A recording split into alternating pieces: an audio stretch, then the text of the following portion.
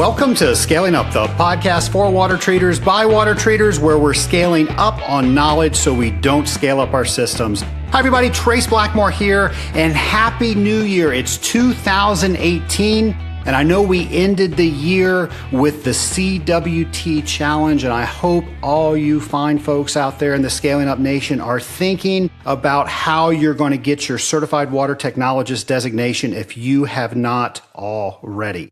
If you need more information about that, please go to my show notes page, and I've got a bunch of links straight to the AWT site, and I've even got some tips for you to help you get on the right path to passing the exam.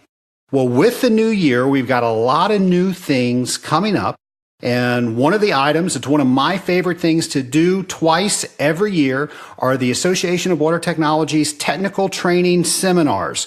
We've got those coming up right around the corner. The first one's going to be in Las Vegas, Nevada. That's February 28th through March 4th. It's going to be at the Green Valley Ranch.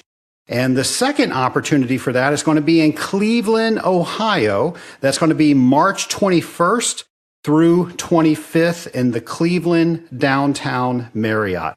Folks, if you have not been to one of these training seminars, I cannot think of any other thing that you can do that will boost your education and your information that you have about water treatment.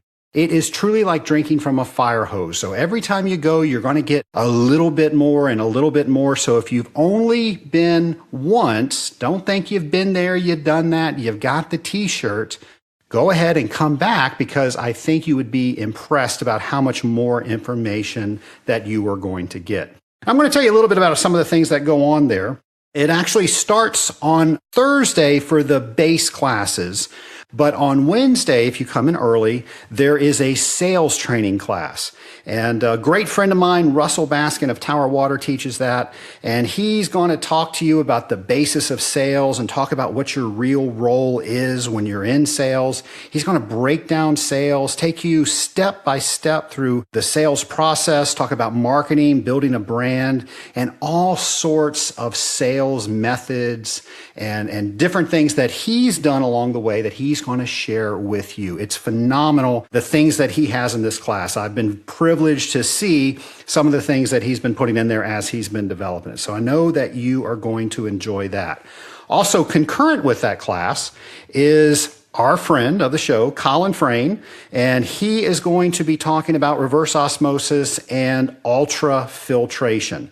So again, a great class, a lot of technical information about that. He's going to give you a complete overview about membrane and ultrafiltration technologies.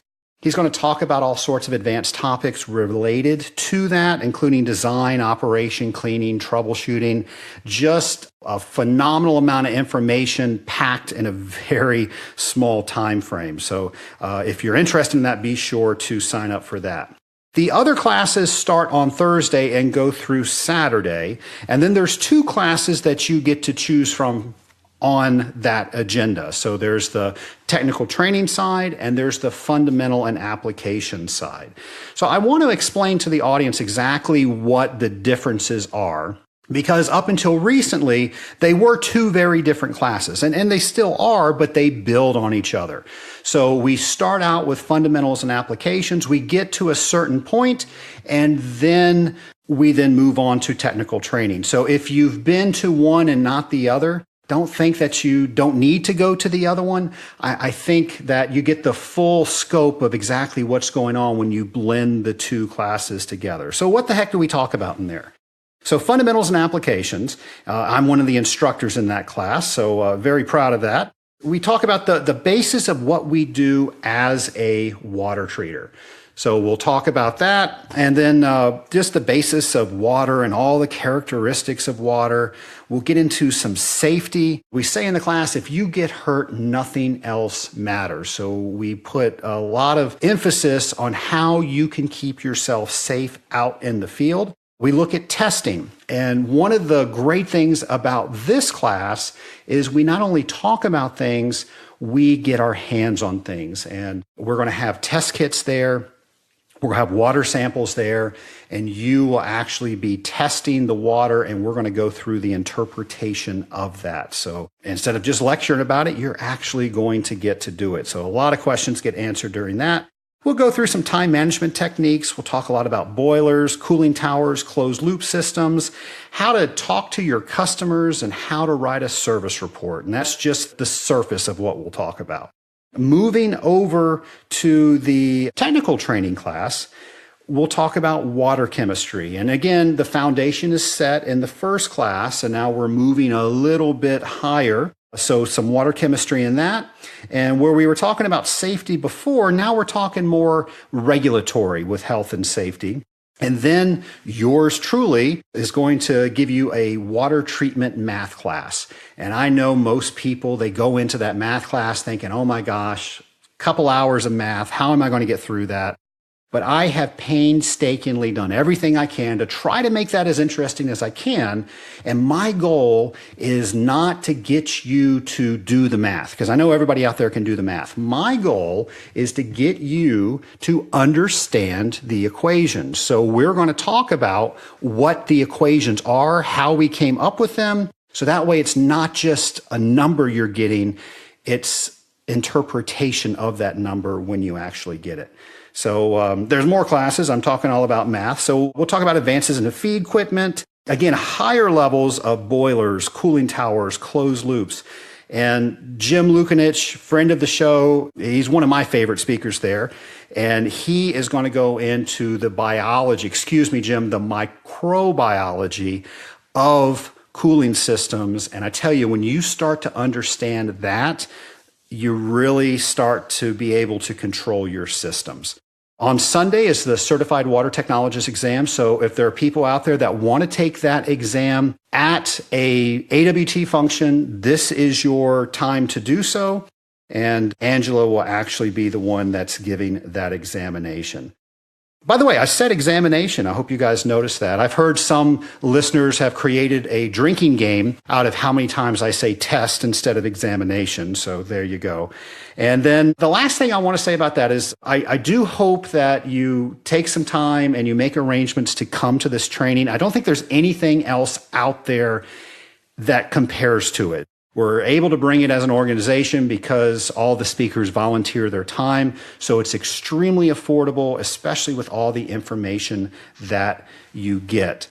When you're making your reservations, please keep in mind that there are limited spots. So once that class fills up, there's no other space in the room. So if you want to go, make sure you make your reservations. And then as you're making your travel reservations, I've seen as an instructor, a lot of people want to leave on Saturday a couple hours early before we actually dismiss. And I tell you folks, I think that's a mistake. I know people do it because they're trying to make their flights home and they want to save that last night of the hotel. But really, you're thinking you're not going to get this type of training anywhere else. And now you're taking a percentage out of what you've paid for and you're missing it. In the fundamentals class, we do our wrap up at the very end. And we try to lay things out and put them together so things make even more sense the last 2 hours of that class. And I can't tell you how many people miss that because they were trying to leave early to make those flights. I do think it is worthwhile to stay either to the next day to make a flight on Sunday or to catch a later flight because you don't want to miss that stuff. That being said, I've noticed things that people do that do better in the class, do better on the examination, do better in water treatment from this class when they do certain things. So I'm going to take a couple moments and explain what some of those items are. Again, there's limited spots, so if you're thinking about going, don't just think about it, put it into action and sign up now. Go ahead and do that. Once you sign up, you're going to get information from AWT that tells you how to access all the information that us instructors have put online to allow you to either see presentations or have access to handouts or items such as that. My advice to you is immediately start to download those items and then start to review them. So before you even sit down in that seminar, You have an idea of what's going to be talked about, and you've already created some questions in your mind. So you're listening for those answers, and you're asking yourself, did that answer the question that I had? And if it didn't, now's your opportunity to ask the people that are instructing those classes. So I think you'll get a lot more out of each seminar that you attend. And then, making sure that you're taking notes not only during the seminar, but before the seminar. Make some notes of what you want to get out of each and every section, and then make sure when that section's over, you got those items out. When you are done with the seminar, so we try to give a lot of breaks during the seminar, but granted, there's so much stuff we try to go over, there's only so much time that we can actually break, so there's probably not as many breaks in there as there should be. But when you get a break, please take care of your bodily functions and all that stuff that you have to do, but it's important that you review all the notes that you took and make sure that you understand them now and make any changes or additions so you can understand them later. I can't tell you how much this is going to help your comprehension when you go back and try to reread your notes. The last thing I want to tell you to do is schedule time when you're going to go back and review your notes and maybe put some of this information into play before you go to these seminars. So, for example, we're getting back from Vegas on March 4th. Maybe March 5th, I want to go ahead and slate 3 hours in my office that all I'm doing is going through my notes and I'm coming up with an action strategy on whatever I'm going to do with that information. If you don't do that and you just have intentions to do that, the day-to-day is going to happen and we're simply not going to get to it because something else is going to cry out louder. So try to schedule that. And if you can do that as soon as you get back from these seminars, I think you're going to get a lot more out of it. In fact, I know you're going to get a lot more out of it because you're going to remember the context in which you were taking those notes. And then, as I said before, don't just go to one training. There is absolutely no way that you can get all of the information going to one training. When I was preparing to take the role that I did with the Education Committee, Bruce Kettrick, who leads the Education Committee, one of the jobs he had for me was to sit into every presentation so I thoroughly understood where the speaker was coming from and every slide that was on the screen there. So by going to multiple classes, you're able to keep increasing the amount of knowledge that you're getting because you've got that baseline knowledge from the previous classes, and then you've put that into practice in your regular day-to-day. And now that stuff is not new anymore. So since that's not new, you're able to learn stuff on top of that. So I really think if you follow these tips, you're going to get a tremendous amount out of these technical seminars, no matter which one you go to. And if you're taking the CWT exam, a lot of people will go to these seminars not to prepare to take the CWT exam, but just as a quick review, maybe a confidence builder right before they go in and take the exam. And folks, if you have not gotten the 5 tips of what you should do before you take the CWT exam, please go to scalinguph2o.com/CWT and go ahead and get that. So I will be there. I hope to see you there. And by all means, please feel free to come up to me. Tell me you like the show. Tell me what you want to hear on the show. If you have some questions, tell me that too. Because as you know from previous shows, one of my fears is I'm always going to run out of questions. So please help me make sure that that does not happen. Keeping on the AWT theme, our guest today is the current president of the Association of Water Technologies, Marc Vermeulen. And Marc's going to join us in a second. He's going to tell us a little bit about himself, how he became the president of the Association of Water Technologies, some things he did leading up to that, and just what to expect from us, the Scaling Up Nation, out of the Association of Water Technologies for 2018. So I hope you enjoy my conversation with Marc Vermeulen. My lab partner today is AWT President Marc Vermeulen. How are you, Marc? I am doing fantastic. It's so nice to be talking with you today, Trace. Well, we are very excited to have you here on Scaling Up. And Marc, you are from Canada. So what's it like up in Canada? Well, you know what? At this time of the year, it's usually much colder than it is. In Celsius, it's -6 today. Very little snow. It's a vastly different winter than what we've been used to. We had a big dump of snow around Halloween, and then now it's cold. Below zero, but it's not freezing cold, and we haven't had to shovel a lot. So it's actually been a little bit of a welcome respite from what we normally have. And where in Canada are you? I live just outside of Edmonton, Alberta, Canada. So it's would be north of Montana, Calgary, Alberta. People are familiar with the Winter Olympics. So I'm just about 3 hours north of there, just outside the city of Edmonton. Well, you mentioned the snow word. We get just the threat of snow here in Atlanta, and the whole city shuts down. So you guys actually know how to deal with it up there, I'm sure. Yeah, it's been a lifelong thing that it comes early in life, and you just learn to adapt and move forward. Well, Marc, I introduced you as the Association of Water Technology's current president. Do you mind introducing yourself to the audience so they get to know who Marc Vermeulen is? Sure. I've been married for 27 years. My wife, Stacy, she's a strong supporter of everything that I do. I have 3 kids, 23-year-old Spencer, 21-year-old James, 19-year-old Kate. All 3 of them are in university or college, all doing really well. They are going to be home tomorrow. The last one gets home tomorrow for a nice Christmas break. Get a chance for the family to get together. It's fewer and far between when they all get off to school. And I've been in water treatment since I graduated from the University of Alberta with my master's in '93. So it's been a lot of years. So what got you into the water treatment industry? Yeah, that's a really good question, Trace. What happened is when I was doing my master's, it was time to look for work, and I scoured the want ads, and this company came up that was looking for a process development chemist, and it fit right in with my analytical chemistry master's degree. The company turned out to be Nalco, so joined the company in the lab, scaling up from the PhD development chemist. I would scale it up so that we could manufacture and drum it off and tote it off. And then when Nalco started to shut my plant down, they asked if I wanted to go into sales.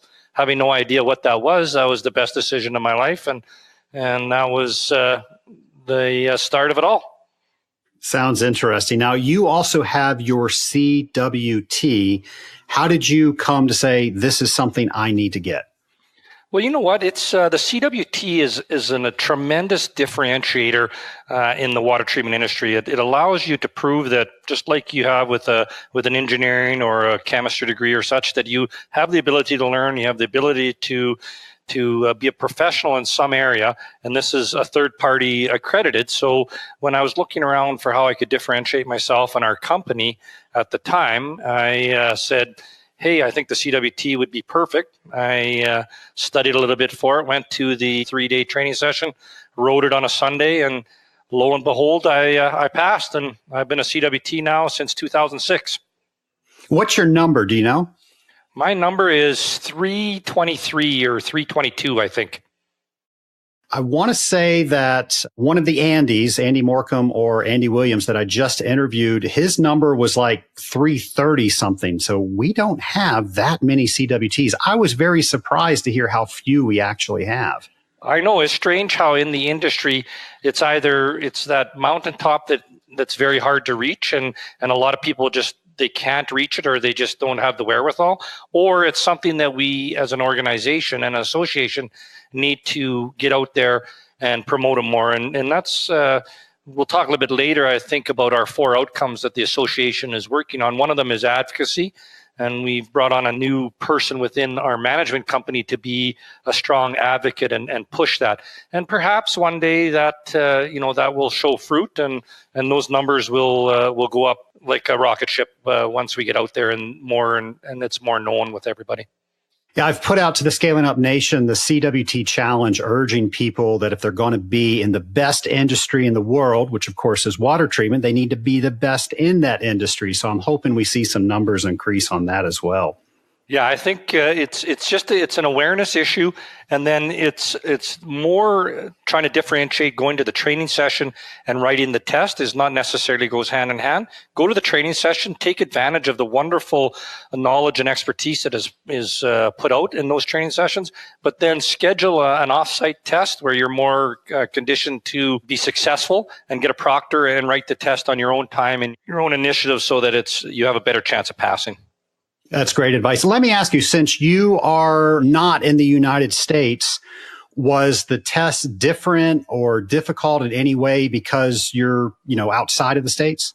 Well, you know what? I wrote it back in 2006, and it has since changed. But back then, the biggest impediment to passing for international people was the health and safety aspect. It was all American codes, American DOT, American regulations. And in Canada, we probably follow the same rules, but our regulation numbers are different. Our transportation of dangerous goods is rather than DOT. So that was the biggest impediment. That was just a hard memorization during the lead up to the exam, was to memorize everything within that section and do the best. I think that's since been changed, and they do have a Canadian version, and I'm not sure if they're working. I believe they're working on a Latin American, more Mexico and South version as well, to allow the international writers to do a little bit better in that area. How often do you see CWT in bid specifications? I see it probably once out of every 10. As you know, Canada's a much smaller country. There's only about 35 million people, so the actual influx of bids and the requirement of having a CWT is much smaller here. A lot of our business is not bidded. A lot of it is you go through a traditional sales process. So the government, where we see it mostly, is in government and large institutions, and that would come along probably in my world once every 9 or 10 bids that I see. It's always interesting to talk with somebody outside of the States just to see what CWT is like. You also do servicing outside of your hometown, and you have some overseas business. So I'm a little curious about that. I'm wondering, how did you get business that was overseas? Well, that's an interesting question as well. So what happened is there was a company out of Calgary, which I'd mentioned earlier is kind of the oil capital of our province. And there was a company there that I had worked with within the province for a number of years. And they had gone overseas to the country of Egypt and partnered with the Egyptian government to form a steam flood. And that's where you inject steam into the ground to loosen the oil up and recover it. So they asked for some chemistry, and we were shipping chemistry over one C-can a year to satisfy the requirements. And then as they scaled up and went commercial, the demand went huge. And so what we did is we set up a manufacturing facility in Cairo back in 2008. And then from there, I support and do the service work from here. And I have a local company there that does the manufacturing and delivery. And they also can do some emergency service work as if it's required. But most of it is done in my 3 or 4 visits a year when I head over to the Middle East. What would you say your most difficult challenge is by having business so far away? The biggest challenge would be that, as a salesman, when I go over there, my service work is a couple days because you got to travel out to the desert, you live in camp, you do the work out in the desert, but nobody likes to just to do service. So my biggest challenge when I go over there is I take another 7 or 8 days and I try to sell. As anybody knows, trying to sell outside your territory or outside your state or your province or your county is very difficult in that you can't respond very quickly and the sales timeline is much longer. That would be my biggest challenge, is not the service, because we've got that pretty down to a routine. It would be trying to get additional business to justify the cost and the expense of going over there. What would you say your biggest water treatment victory is? So not just talking overseas, but your entire water treatment career. What's your biggest victory? That is another really good question. It could be in the fact, there's 2 ways to look at it. It could be just in straight dollar value, and it could be also in something that was persistent. So in a dollar value, I was able to, a number of years ago, get a refinery, which was quite large. So it was a cooling, the wastewater and the boilers. I was able to work with the company at the time. It's no longer existent. It's been bought out, but at the company at the time to get that business. From a persistent standpoint, there was a diamond mine up in the Northwest Territories, which I had to work at. And it was just more persistence. So I considered both those my biggest wins. Well, there you go. What would you say your biggest hurdle in water treatment would be? My biggest hurdle in this part of the world is travel. Like I said a little bit earlier, we're a very large country geographically, small population. So all of my accounts are the ones that I consider to be the most, where you have to put the most attention, they provide the most payback, are all from a minimum of 2-hour drive, and some of them are 8-hour drive. So once a month when I do my service cycle, I'm gone for 4 nights and I drive, 2-3 hours, stop and do the service that's required. And I have to take everything with me, all my pump parts, all my spare reagents, everything I need, it's got to come with me. So then in the winter, obviously when it's cold, nothing can freeze. So when I get it to the hotel at night, I have to haul everything in.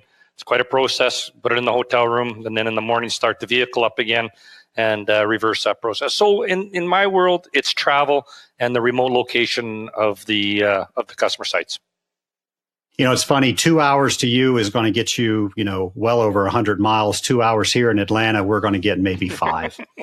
I know. I was talking to another member of the board, Michael, who lives in California, and he says it's for him to go 15 or 17 miles from his home to his office takes an hour. And for me, like an hour is I'm 60 miles away, just straight driving. So it is vastly different. Well, let's talk a little bit about AWT and specifically your president this year. Congratulations. Yeah, it's an exciting time. It's great. It's something that slowly evolved, and then now that it's here, it seems natural. The AWT and the Management Association and previous presidents and people that I had got to know, they prep you so well for it, so that when it's actually time to be president, it doesn't seem like anything is any different. It's amazing, actually. I thought this would be something where I would feel different. It would be different. But the couple meetings that I've had already, it's just like any other meeting. Everybody respects everybody, and we work very well together as a group. I've had a lot of people ask me how I became president and how I've started to volunteer and what the evolution of that was. Do you mind sharing with the Scaling Up Nation how you got involved with the Association of Water Technologies and all the different steps that you did that eventually led you to where you are now? Absolutely, it's a good story. Like everybody else, when you first get there, doesn't matter how confident you are. When you get into that AWT, or if you get into any kind of large group setting, you do seem to be on the outside looking in, because people know each other, they gravitate to each other. So in order to overcome that hurdle, I went and talked to Angela. Angela said, "Hey, there's a couple committees that need some help." So I joined certification and membership, and from there, Mark Lewis took me under his wing and helped me in the membership committee get to a certain point where then when he became president, he needed to give up the committee leadership role, and he asked me to do it. So that was the next evolution, became committee chair. Did that for 3 or 4 years as well. Ran for the board 3 times, and on my 3rd time, I was lucky enough to get elected to the board. After getting elected to the board, I knew that I wanted to keep going. 3 years wouldn't be enough to give back to the AWT, so I figured I'd throw my name in the hat, and I was fortunate enough to be elected treasurer and then secretary and then president-elect, and it's worked out really well. Selfishly, I love the travel, and I love the ability to go to a bunch of different cities and locations I never would get to go and meet people and do activities that I would not normally be a part of. And unselfishly, I love the fact that I get so much out of AWT that I'm able to, hopefully people realize that I'm giving back and that there is some benefit to me being involved. What are some of the things that you talk about during some of these board meetings? Well, the board meeting, when I first joined the board, we were working on policies and procedures and kind of following, not necessarily being reactive, but we weren't necessarily as proactive as we could. We ran into some issues where we were challenged with getting new people to join the board. We were new volunteers. So we reached out, because we were not the only association to do that. We reached out to a consultant who helped us change our focus, rather than from being kind of in the middle of reactive and proactive to being more global in thinking and allowing the committees to more freely flow and do the work that wasn't really pushing the association in the right direction. So we've now have 4 outcomes: a technical, a business, we have an advocacy, and we have a charity. So that all of the committee are now working towards those 4 outcomes, all pulling in the same direction, a lot of good things have come out over the past few years, and it'll continue to go. So it's more of the board now is more of an overseer and provides the big picture, and then stops at that point rather than doing a little bit of work on the day-to-day stuff. So you mentioned those four categories. What would be an example of some of the things the association is doing in technical? Well, like in technical, we have an app for everybody's phone now, so that allows you to do calculations on the go right when you're in the customer side without firing up your tablet or your laptop. Last year, we rolled it out. This year, we're doing a metric version of it. Technical would be the learning source. That's that online training modules, 39 modules that allows you to, after the fundamentals course that actually you're a leader in, the fundamentals course of the where you attend the 3-day. The next step would be the learning source. We started out with having 50 modules that we bought, and now we're up to 75. The online fundamentals that you teach, Trace, is now going to be, we're going to roll it out, and we're going to have 9 modules that's going to be online as well. So that's really good work on the technical. On the business side, we had a half-day business meeting at the last convention. We're going to have another half-day business owners meeting in 2018 convention. And then in February of 2019, we're going to roll that out to a day and a half with some entertainment and some peer reviews and that type of thing. So that's really good from the business. We also have Dale Carnegie business courses. So the business is really growing under this new structure. It's gone from just being a sidelight to, getting to be an equal to the technical side. Very, very exciting. From the advocacy side, we have at the last convention, there was TV, print, and radio interviews with various people within the association. We had a lot of publicity at Grand Rapids. We're looking for more of the same at Orlando in 2018, and we also have a lot of involvement with a lot more peer reviews when it comes to stuff that's coming out and related to our water treatment industry. Whereas before we were just sit on the sideline, let it happen. We're now actively involved in that, so that's quite exciting. Finally, the charity. We are actively involved with Pure Water of the World. It's quite exciting. We do some fundraising, and we have 3 AWT Center trips to Honduras and Haiti in 2018. So it's really quite exciting, the involvement when you get a bunch of people like-minded, how you can change people's lives at that point. I did want to ask about Pure Water of the World. How did the association come to choose that be the charity? Well, like everything else, we're committee driven. So in this case, the president at the time convened a task force and got some interested parties who wanted to be involved in that. And we just said we want to be involved in charity. And we gave them full license. So do we start our own charity? Do we partner with the charity? What do we do? They went away and they did work for a couple months, and they determined that the work and the effort of starting a charity would be probably outweigh the benefit in the first number of years. So they looked around at partnering with the charity. At the time, there was a number of different ones that came in and made presentations to that task force. And the culture of Pure Water for the World really closely aligned with the culture of the association. So that was the recommendation from the task force up to the board, and the board reviewed their work and approved Pure Water. And it's been just over a year. We're about 15, 16 months into our working collaboration, and it's taken a little bit of effort to get, everything lined up. But now that after the first year, it's quite successful, and I think it's only going to go gangbusters from here. I must say, I really enjoyed speaking to the representatives that were at the convention in Grand Rapids for Pure Water of the World. In fact, there have been several people that have written into the show asking to get more information about that after hearing it on the show. So I'm excited to hear more about how the AWT works with that organization and all the great things that come out to it. Now, I know you recently went on a trip to work with them. Can you tell us about that?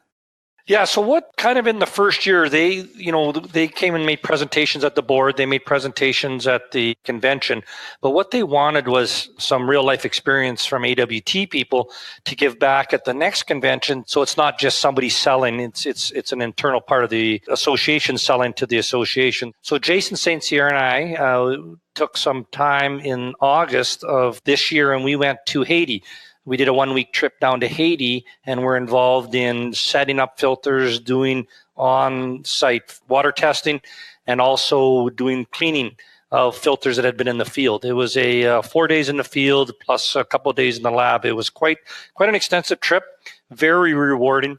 My personal take on it, it's very heartwarming, but it's also heartbreaking, because the heartwarming is you get hugs from the families, you're impacting their lives immediately. Heartbreaking is that you're walking past families that don't have the filters yet, and they are still doing it the old way, which is, drinking and working with contaminated water. It was a trip that I would highly recommend, that if you're at all interested in doing charity work, this combines both the water treatment skills as well as the charity, and they get boots on the ground, which is what they need in both Haiti and Honduras.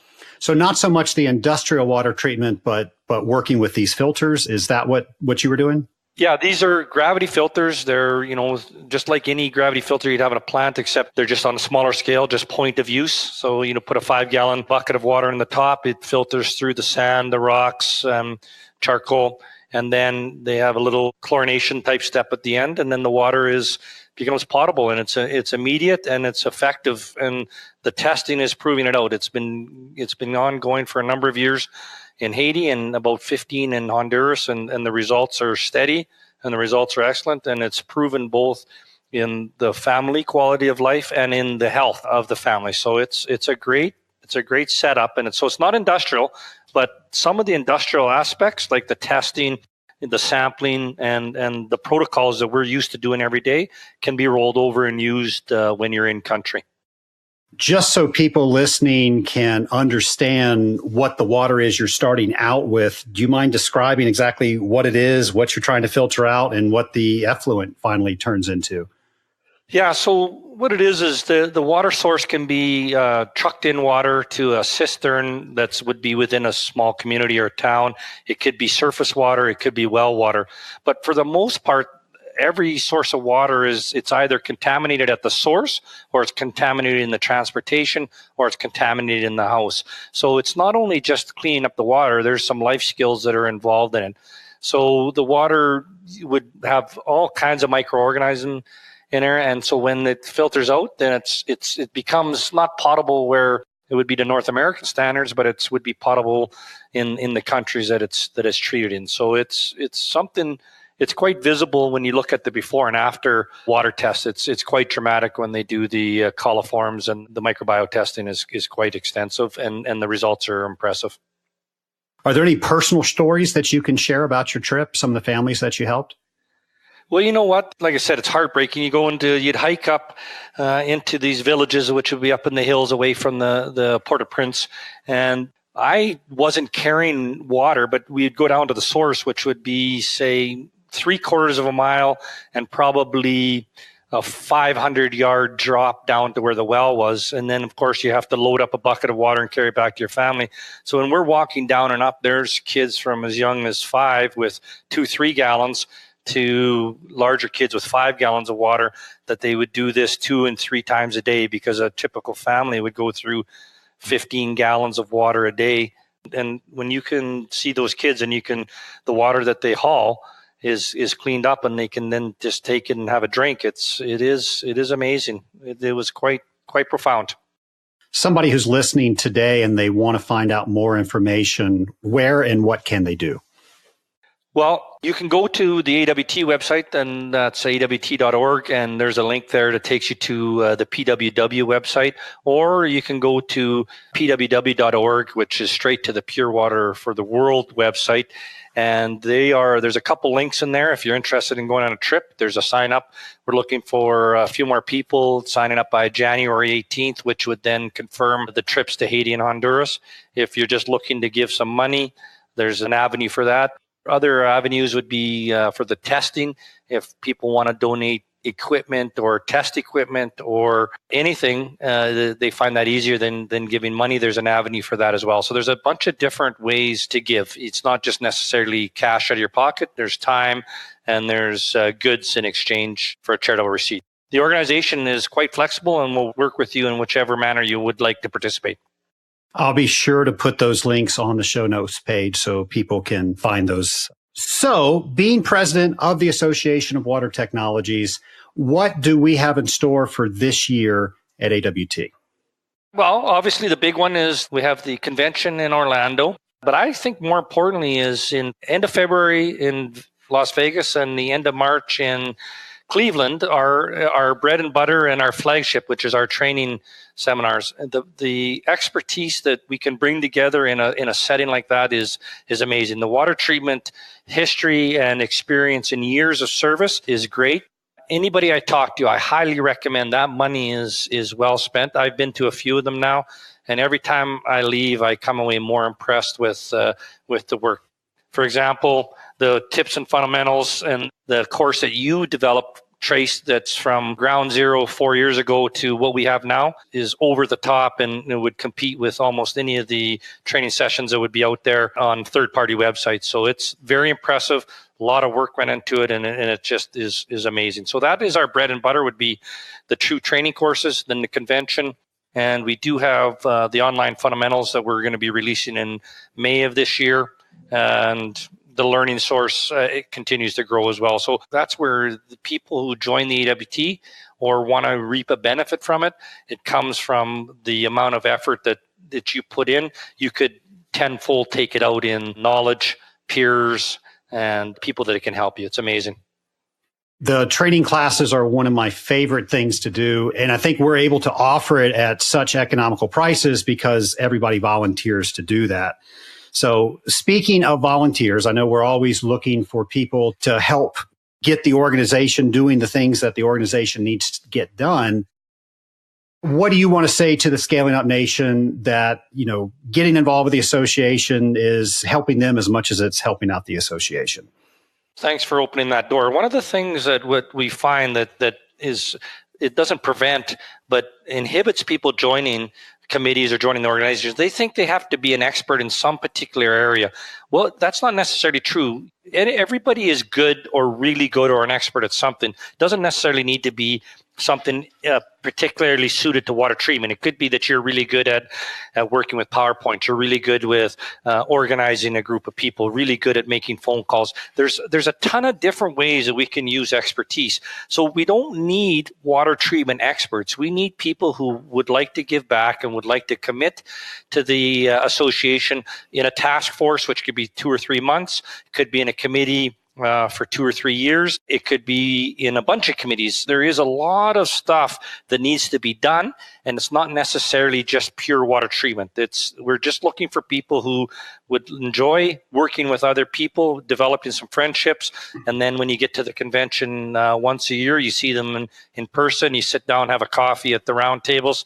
It's a really great environment. And if you're really committed to it, and there's a lot of questions and peer exchange, when you leave, your basket will be fuller than when you joined with whatever function that you can bring to our association. And how would somebody start that process if they wanted to get started? Well, you know what? There's a bunch of different ways. One of the easiest ways might be just to send an email to Angela Pike at the AWT. You can send me an email or a phone call, any of the board members. There's committee chairs. All of this information is online on our website, or if you look at the analyst, all of the contact information is there as well. Or if you're not sure, maybe somebody within your company, a friend of a friend who's part of the AWT, you could maybe start a little bit more slowly and just ask them to see if they could sponsor you and get you into one of the groups that you may be interested in. There's lots of different ways to join and lots of different ways to give back. Marc, what's the one thing you want listeners out there to know about the Association of Water Technologies? Oh, that is a really good question. It's also tough, Trace. The one thing I'd like to know is that the organization or the association is, and I use the analogy, you can lead a horse to water, but if they don't take a drink, there's not much you can do. The association is there. The amount of information, the amount of benefit that you can get from it is tremendous. And we could talk for another hour and I could just wrote off all of this type of information that's available. You have to want to open that door or take that drink of water. So the information's there, the participation is there, and it's available. You just have to be able to or want to start taking back. And how you do that, everybody's going to be different. But that's what I'd like to say is the association, you can't make it so that everybody just gets handed it on a platter. It's there. You have to reach out a little bit. And then when you make that effort to reach out, a lot of hands will reach out and pull you up. One of my favorite lines that you say all the time, Trace, is that a rising tide raises all boats. I'm one of those boats. I was floating adrift in 2006, and now I'm president of the association. So my goal is to turn around and hopefully I can raise some more boats in the next 10 years and be a volunteer continually and help other people get to where I am now. A great answer. Well, Marc, this has been a lot of fun. I can probably ask you 20 more questions about the Association of Water Technologies, but I'm going to go ahead and enter into the lightning round if you are ready for that. Okay. All right. So lightning round is where we ask our guests very similar questions, and then we get to play along and see how one person answers over another. If you could go back in time and see yourself, speak with yourself on your very first day as a water treater, what advice would you give yourself? The advice I would give myself would be that no's don't hurt. One of the hard things that you have to learn is over the years is no's are just as good as a yes, because there is a decision that's been made and a direction that's been given. Doesn't mean that you give up. But in my early years, I took no's personally. Yes, you get to be more confident in your abilities. You take the no's and that at least gives you something to work with. So that's what I'd go back and say. I'm trying to think, was it Zig Ziglar that said every no was leading you closer to a yes? It was one of those guys. Yeah, I do remember that in a training course somewhere. I'm just not sure which one. What are the last 3 books that you've read? You know what? A lot of my reading is just purely so I could turn my mind off. So I do, I just read for fun. I do read some, management books and training course, that type of thing. But if I'm going to pick up a book and read, I like Lee Child. He's got a good series. Another one is Mark Dawson. It's, espionage, guys that run around the world doing this and doing that, saving the world at the end. And it's a series of where, you have a number of books where they just, one leads to another. So it's just pure escapism. Awesome. And eventually they're going to make a movie about you. Who plays you? Wow, that's a good one. A lot of my friends have said that I remind them of Ray Romano. Kind of a jokester, dark hair. You're not really sure to take the guy seriously, but he's got a real funny bone, and a lot of situations can be made comical in one way or the other to lighten up the mood. So I would say Ray Romano. There you go. And my last question is, if you could talk with anybody throughout history, who would it be with and why? I think I would like to talk to my great-grandfather. He came from Holland, and he just picked up his family and emigrated. And I always wondered, what did you have to face in life? I've never had to face something like that where it's you have all or nothing. So you'd pick up your family and you'd get on a boat and you'd sail across the ocean and you'd arrive in Halifax, similar to like the New York harbor, and you'd get on a train and you would go somewhere, not knowing where you're going, not knowing what's at the other end. And that's, you just have a fundamental change. We don't have to do that now, or at least people I know don't have to do that now. But I'd like to go back and ask my great-grandfather. I said, what was it that went through your mind, and how scary was it, or how exciting was it? What was it that led you to do that? That's what I'd like to find out. Well, Marc, I've really enjoyed the last 40 minutes that we've spent together, and I want to thank you for your volunteering with the association. I know me personally, how the association helped develop me and all the things that I have now because I volunteered. You, of course, know that, and hopefully we can find some more people to do that as well. But I just want to take an opportunity and thank you for volunteering, and thank you for coming on Scaling Up. Well, yeah, and like I said, Trace, you are one of the key members of our association, so keep doing what you're doing.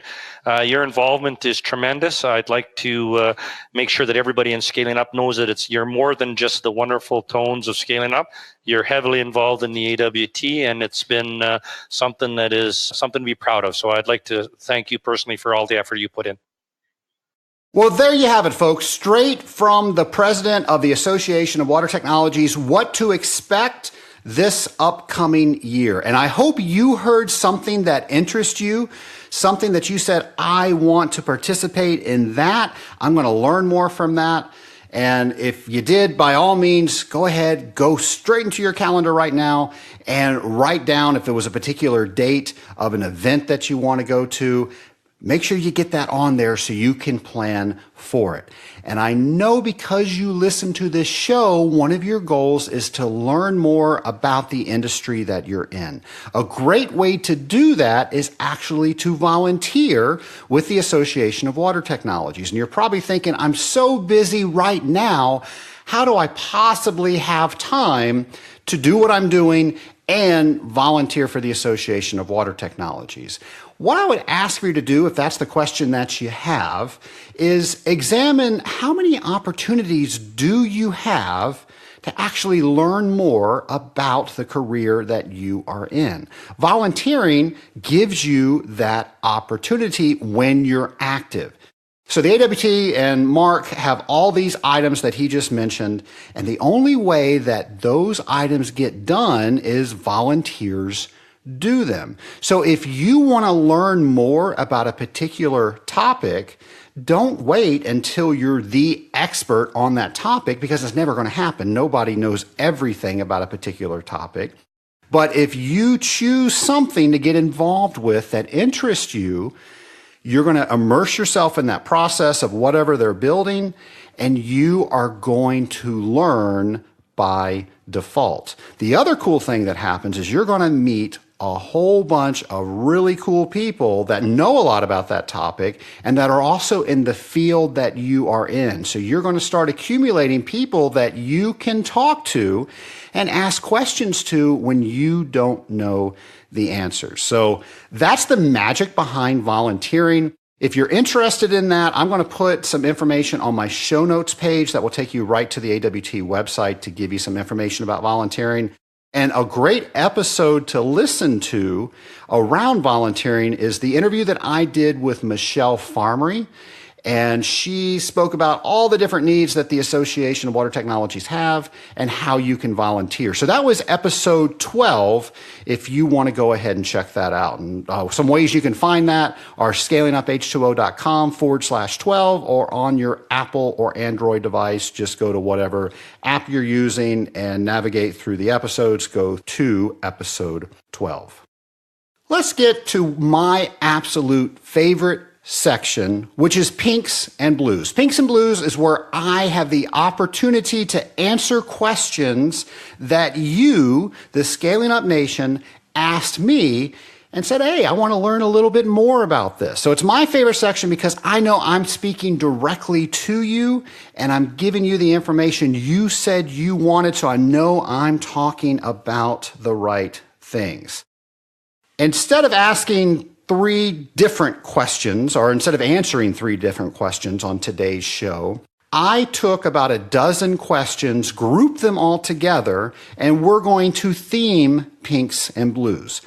The theme is going to be pH meters. I received a lot of questions around how to calibrate pH meters, why I need to calibrate them more often than maybe somebody else, what is the best pH meter, a bunch of questions around procedures.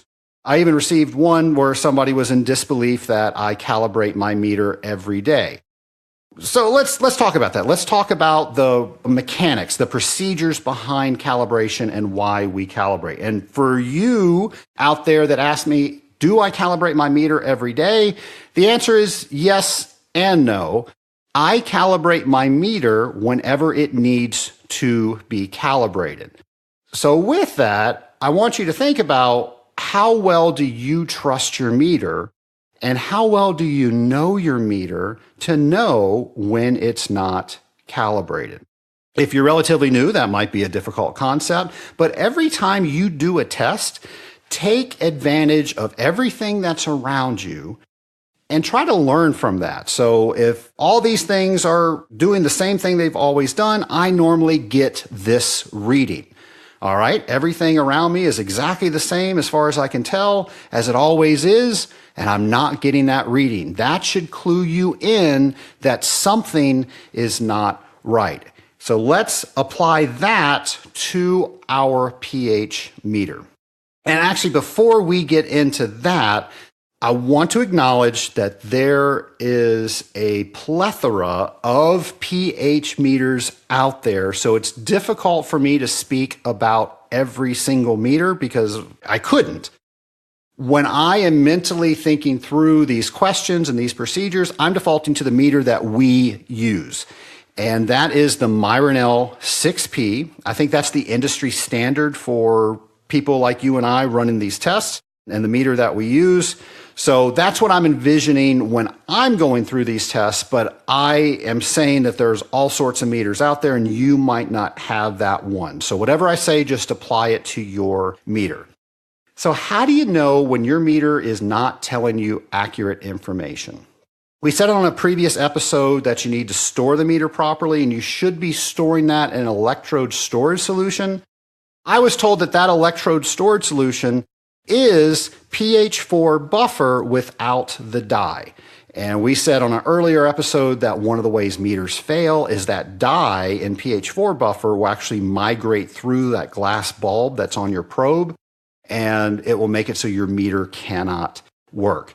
So let's assume that whatever the juice is that we're using, that electrode storage solution, has a pH of 4. And the people that we get our electrode storage solution from, they've said that's what it is. It's just the same thing without the dye. So it has a pH of 4. If you're wondering about that, take the pH of it. You can make a phone call, you can do whatever, but very simply, just take the pH of it when your meter's calibrated and see what it is. Now, without doing anything, when you hit the pH button and there's storage solution in there, you should get the reading of whatever that solution is. If it's off, and you know that you've got really good, clean electrode storage solution, it's not something that you've used over 15 times. By the way, don't do that. Just throw it away. When you're getting ready to use your meter and you got storage solution in, just waste it, just get rid of it. It's not reusable. If it is not telling you what it should be telling you, that's an indicator that it's off. And you might need to calibrate. So we're going to talk about that calibration procedure, but before we do that, I want you to think about why that might be off of calibration. And if you're calibrating your meter every single day, that might be telling you that something you're doing in your day-to-day process is causing that meter not to hold calibration. So think about it. The cleaner your meter is, the cleaner the probe, the cleaner that little glass ball is, the more accurate it's going to be. So in our day-to-day, we're probably not measuring too dirty of a sample, but we could be. And if we're not cleaning our meter, at the very least rinsing our meter when we are sampling, we are setting ourselves up for failure. Now, if you've had some sort of oily residual in your water or your test, and you put that on your probe, that is going to coat that little glass ball, and it is going to change the way that meter is able to read, and that is going to get the meter to read falsely. So if you have an oily sample, make sure you use some sort of mild cleaner to get that off. And you say, oh, Trace, well, what kind of cleaner do I use? Well, I really like Simple Green. Simple Green is made here in Atlanta. They're just miles from our office. That's not why I use it. I use it because it's readily available and I think it smells great. It simply works very well for this purpose. But you can use other cleaners. Windex may work. Fantastic 409, something like that. The point is that if you get your probe dirty, you have to clean it off or you're going to get false readings. So you know your meter's clean, you know you've taken care of it, and by taking care of it, you've kept it in that electrode storage solution. So there's potassium chloride inside that glass ball, and if we're not keeping it hydrated, it can dry out. If we're putting anything besides electrode storage solution in there, it can actually change what's inside that glass ball because, everything's trying to create an equilibrium. So you might be doing damage if you're using something like DI water or something that is not electrode storage solution. It's a reason that it's called electrode storage solution. So keeping your meter clean is paramount. Making sure that you're keeping that probe hydrated is paramount in the electrode storage solution. And then making sure you've got good batteries in the meter. I can't remember on the Myron L6P what the specific voltages are, but it uses a 9-volt battery, and it doesn't need 9 volts, so it actually steps down what it needs. And then when it gets to a certain voltage, that icon pops on that says, hey, change my battery. I've got a low battery. I was told by the time it gets there, it's not at the optimal voltage to give you the best current to get that reading. So you might want to make sure that you're rotating out fresh batteries. And if for fun, if you want to put your multimeter on that and figure out exactly what those voltages are, knock yourself out. Keep in mind that every time you open that 6P meter, and this is what I think is one of the design flaws with the 6P, is you got to open up the body of the meter and all the guts and everything is exposed. So just be careful when you do that, but you need to do that. Another thing that I've seen where our meter could be out of calibration or not set up to read properly are temperature differentials. So think about it. If I leave my meter in the car overnight in Des Moines where it's -7 degrees, and then I grab my test kit, go into the boiler room, grab a boiler sample, I don't cool it, and I put that sample into my meter, one, that glass probe's probably going to crack. But if it didn't, since I have such huge swings in temperature, we're already setting the meter up to fail. So one of the items that you can do is to think about room temperature. Have your meter at room temperature, have your sample at room temperature. The closer the temperature is to the meter, to the sample, the more accurate, the better chance that we give that meter to give us a better result. So now let's say we've done all of that and the meter is out of calibration. And we knew that because when we hit the pH button with the electrode storage solution in there, it wasn't 4. Or let's say you have a sample and you know pretty much what it should be based on everything you observe when you take that sample time after time again, and it's not saying that. Well, now we need to calibrate. And if you're ever in doubt, you can put buffer in and see what it reads. And if it's spot on, something else is going on. But let's get into the calibration procedure. The first thing that you need to do when you calibrate any meter is clean it. Now, we said we were going to clean it if we had something dirty in it.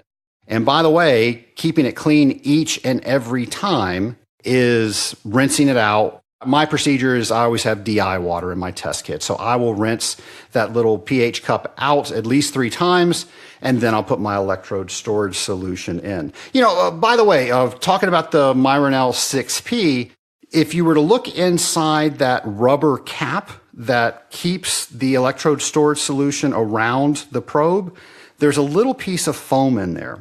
And they put that foam in there to absorb some of the electrode storage solution. So if you forgot to put the storage solution in, there was a little bit left in that cap to at least keep it so it wouldn't dry out. I know that you are very good at your procedures, and we're going to clean the meter every time. We're going to put the electrode storage solution in every time. And I said clean the meter, I really meant rinse the meter every time, clean it when you need to. But we're going to make sure we're always putting that electrode storage solution in. So take a pair of needle nose pliers and just grab that little piece of foam and discard it. In my opinion, you don't need it. You're going to have that storage solution in there, and that cap is going to keep it flooded so it can't go anywhere. The only thing, in my opinion, that little foam does is it harbors dirt and crud and all sorts of stuff that sets us up for failure each and every time. So if we haven't been cleaning our meter and now we start, and we've got that foam piece that's in there that had all the crud and dirt for the last however many whatever that we've been using that meter, we've now introduced that back into the party. So a little aside there. Let's get back to actually calibrating the meter. I go off on these little rabbit holes, but this is good information. And you guys, I tell you, so many questions around pH meters. I'm making sure that I'm answering all of them. So the calibration procedure, we're making sure that we kept up with all the things that we had to do to keep it clean. So we're assuming that it is clean, but now we're going to physically clean it before the calibration. And whether you use the simple green or the 409 or whatever it is, we're going to put that on a paper towel or microfiber. And we're going to gingerly go around that little glass probe, making sure that we don't bend the other electrode that's in that little cup. And we'll get all the stuff off there. It's always fun to look at a white paper towel and see all the gunk even that's coming off, even though you think that it's clean. Then we've got to rinse that cleaner out. And the way I like to do that is I just like to turn on a faucet, put it under the faucet, and rinse that sucker out really well. Because if there's any cleaner in that, it's going to throw off our calibration. On the Myron L6P, it wants a 7 buffer first. And when we calibrate either to a 2-point calibration or a 3-point calibration. Those points are 7, a pH of 7, a pH of 4, and a pH of 10. 7's yellow, 10 is blue, 4 is pink. I make sure that my buffers are in a really easy dispensable cap, so it's just got a little flip cap, and then I can squirt the buffer right over the probe, and I will rinse that 3 times with the buffer that I'm getting ready to test. After it's been rinsed 3 times, I then make sure that it's on a flat surface, and I fill that cup all the way up. I make sure that there's plenty of pH buffer in there, so everything is covered that needs to be covered. And with the 6P, we're going to start doing that with 7. So I did that procedure with 7. I then hit the calibration button, and it is hopefully going to read 7. If it doesn't read 7, we're going to use the arrow keys to arrow up or down until we get to 7. And the reason you want to do this on a stable flat surface is if you're changing the configuration in which the fluid is reading, that could throw that off as well. So you want to make sure you just get all the errors possible out of this calibration process so you're getting the most out of it. I hit the calibration button, I arrow it up or down to 7. I want to hold it for a second. I'm not just going to hit the calibration button to go to the next one. I want to make sure it's stabilized there. And once I'm sure it's stabilized, I'm going to hit the calibration button, and then the 6P is going to ask for either 10 or 4. It probably doesn't matter which one you do next. What I do is whatever I'm going to test next and whatever that pH is going to be, I will use that buffer last. So if I'm testing tower water, that's going to be a little bit higher. It's going to be in the 8s or something like that. So I'm going to use pH 10. Don't know if that matters, but that's just what I do. So let's say I'm doing that. I go ahead and dump out that 7. I then triple rinse with my 4 buffer. I fill up my cup with the 4, and then I arrow up or down to make sure it reads 4. And then I wait until it stabilizes at 4. I hit that calibration button again. I do this exact same thing with 10. And then after I hit the calibration button that time, it should accept a calibration. And then if we go back to whatever we were testing, we should have a more accurate reading. And again, if you have to calibrate often and you're not trusting your meter, your probe could be bad or something's wrong with your procedure. So think long and hard about how well are you taking care of your equipment. That leads into a question that I also received: how long should a probe last? And to be honest, I really can't answer that question, because when they make those probes, they do have a shelf life, and that clock starts counting down as soon as they're made. So the answer to that, the best one I can give you, is your probe is going to last longer the better you take care of it. So all the things I mentioned in the very beginning of this question, you are going to get more mileage out of the probe if you take care of it.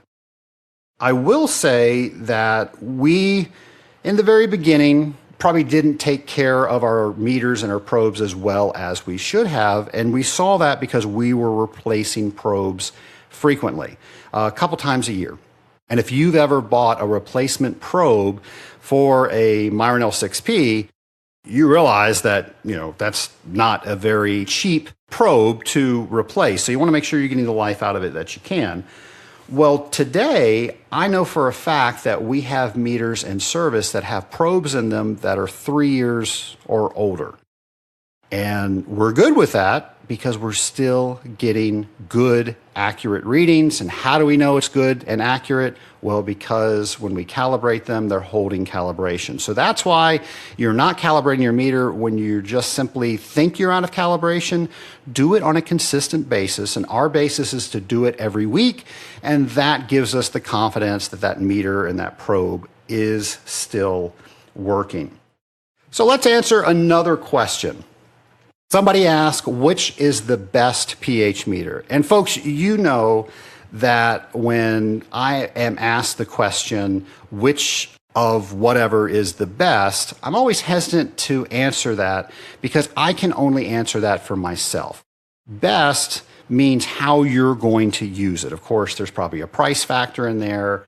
There's a features factor, but you're the one that's going to use that, so you should be the one to gauge that. But I will tell you what I look for when I'm trying to gauge that. One is, how compact is it? How readily available is it to travel? And like I said, the Myron L6P, we landed on because it's handheld. All the probes are attached. You don't have cords attached to them. At one time, we had a meter that was strapped to the inside lid of our test kit. And then we had cords to the pH probe and the conductivity probe. And we found that maneuvering those cords would sometimes knock over some of the samples that we were waiting to develop. And it was a little bit more cumbersome. So having the little handheld cup there eliminated that, and it made it faster for us to do those tests. So speed and ease is definitely something that you want to look on. And then something that you feel confident with. So I mentioned price. Obviously, you can spend more money on one meter versus another meter, but maybe you don't need this super fancy meter for whatever you're doing. Maybe you just want your customer to test every so often, and they're not going to spend $500,000 on a meter. So you might be able to get them one more inexpensive, like one of those little pin pH testers, and that might be fine for the actual instance that you're using it for. So use all of these things to figure out what is the best one for you, but we've got all sorts of great vendors out there that can definitely help you answer that question as well. Another question that somebody wrote in said that they don't even have a pH meter, and their boss does not see the value in spending money on a pH meter. And how do they convince their boss that they need one? Well, I would say have them listen to this show. Maybe see if their boss will go to training with you. Folks, if you don't know certain base information when you're making your recommendations on how you're going to tweak and improve a program, you're not going to be able to do that very well. One of those things that you need to know is the pH. So if you don't know what your pH is, I don't think that you can do your job properly. So hopefully that comment in itself is enough to get a pH meter. And like I said, if he's not going to go for the one that you really want, you saw it in a catalog, you have to have it. Maybe you can get something that's a little bit less expensive, and hopefully that'll work fine for you. If it doesn't, I would recommend you come up with all the reasons why another meter might work better, and it will be cheaper, faster, safer, whatever it is in the long run. Another question sort of around that is, instead of using my pH meter, can I just get pH based on my alkalinity? And we've spoken about alkalinity on a previous show, where you can take your alkalinity, and knowing your alkalinity, you know what pH range you should be in based on, what color phenolphthalein is. And phenolphthalein turns pink at a pH of 8.3. So if we're 8.3 or higher, it should turn pink. If it's below 8.3, it shouldn't be pink at all. But that doesn't really tell you a specific pH. So my answer to that is no, you cannot use something else in lieu of a meter. I had a question, are the test strips accurate enough for what we do? My advice is that if you're going to take pH, use a meter. For what we do at the level that we do it, we need to know what that pH is, because we are going to respond to that. When we deviate from that, we're not going to get as accurate results, and there's a whole bunch of guesswork in there. And if your reagents are telling you a range, that's not specific enough. And if you are using those test strips, think about what those are designed for, and they're designed for pools most likely. So what we do, a little more dynamic is going on than what's happening in the swimming pool. So my answer is go out and find a good pH meter. Folks, I really want to thank you for asking questions like this. Without questions like this, I cannot have a section like this, or I can't do a show like I did where the whole hour was just me answering your questions. And by the way, that was my highest rated show. And for me, I think that was the funnest show that I ever had because I knew I was speaking directly to you. Before I sign off, I want to tell you about a phone call that I received, and I think it was the biggest compliment I ever received about this show. And it was from Andy Morcom. Andy Morcom was one of the CWTs that came on and told us about the process that he went through in order to get his CWT. Well, after his show aired, he received a phone call from one of his competitors congratulating him for not only getting his CWT, but also being a guest on Scaling Up, and invited him to share a beer with them so they could have a conversation about the process. And Andy told me that before this show, that phone call would have never happened. That since this show, he has been able to speak to more of his competitors in a friendly way because now they have something in common besides the business that you're both competing on. So folks, you know that my goal is to have a rising tide raise all boats. And as a water treater, it can be lonely out there. Nobody really understands what it is that we do except for other fellow water treaters. So if we are able to break the ice and have friendly conversations because of this show, I can't think of a better compliment. So Andy, thank you for calling me and letting me know about that. I just think that that is awesome. Folks, I do hope you are constantly thinking about ways to make yourself better. And I also hope that you join me next time on Scaling Up.